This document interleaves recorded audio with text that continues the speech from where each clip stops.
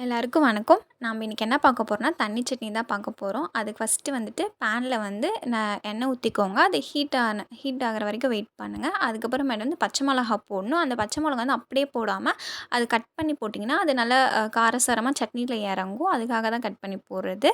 அதுக்கப்புறமேட்டு வந்து பூண்டு, வெங்காயம் வந்து நான் இங்கே சின்ன வெங்காயம் ஆட் பண்ணியிருக்கேன். நீங்க பெரிய வெங்காயம் கூட ஆட் பண்ணலாம். சின்ன வெங்காயம் போட்டிங்கன்னா கொஞ்சம் டேஸ்ட்டு நல்லா இருக்கும். அதனால் நான் வந்து சின்ன வெங்காயம் போடுவேன். பெரிய வெங்காயம் போடலாம்.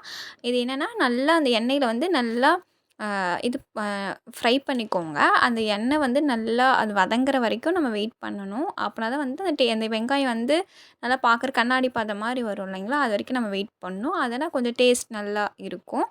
அதுக்காக நம்ம வெயிட் பண்ணலாம். இது வந்து தக்காளி, தேங்காய் இந்த சட்னிக்குலாம் எதுவுமே தேவையில்லங்க. சிம்பிளா உங்கள் வீட்ல தேங்காய், தக்காளி எதுவுமே இல்ல அப்படின்னா, இத நீங்க கண்டிப்பா ட்ரை பண்ணி பாருங்க.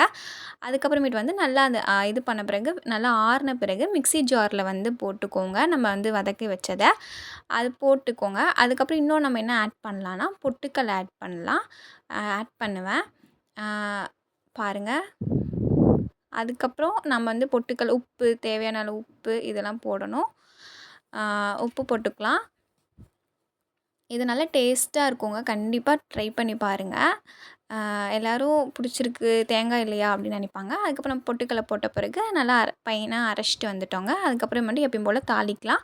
எண்ணெய், கடுகு, உளுத்தம் பருப்புலாம் போட்டு கடுகு, உளுத்தம் பருப்பு இன்னும் கொஞ்சம் நல்லா எக்ஸ்ட்ரா சில பேத்துக்கு பிடிக்கும். அப்போ வேணா இன்னும் கொஞ்சம் எக்ஸ்ட்ரா கூட போட்டுக்கோங்க. நான் எங்கள் வீட்டில் எப்படி பிடிக்குமோ அப்படி நான் போட்டிருக்கேங்க. போட்டுட்டு அதுக்கப்புறம் இது என்ன ஒரு டிப் அப்படின்னா, சின்ன வெங்காயத்தை நல்லா பொடியா அரிஞ்சு இந்த தாளிக்கிற இடத்துல போட்டு பாருங்க. இது ஒரு டைம் கண்டிப்பா ட்ரை பண்ணுங்க. உங்களுக்கு கண்டிப்பா பிடிக்கும். அத நம்ம வந்து தொட்டு சாப்பிட்றப்ப அது ஒரு அந்த வாயில படுறப்ப நல்லா நல்லா டேஸ்ட்டா இருக்கும். உங்களுக்கு புரியும்னு நெனைக்கிறேன். அதுக்கப்புறமேட்டு கருவேப்பில இதெல்லாம் போட்டுக்கலாங்க. போட்டுட்டோம்னா நல்லா எப்பயும் போல அந்த கடுகு, உளுத்தம் பருப்புலாம் நல்லா ப்ரவுன் கலர் வரைக்கும் வந்துட்டு நம்ம சட்னியில வந்து போட்டுக்கலாங்க. அதுக்கப்புறமேட்டு வந்து மொறு மொறுன்னு தோசை சுட்டுக்கலாம். இந்த தோசை அந்த சட்னிக்கு எத்தனை தோசை வேணால் சாப்பிட்லாங்க. கண்டிப்பாக ட்ரை பண்ணி பாருங்கள். சிம்பிள் ரெசிபி தான். 5 நிமிஷத்தில் இருக்கிறது செஞ்சிடலாங்க. இந்த வீடியோ உங்களுக்கு பிடிச்சிருந்தா லைக் பண்ணி, ஷேர் பண்ணி, மறக்காமல் சப்ஸ்கிரைப் பண்ணிக்கோங்க.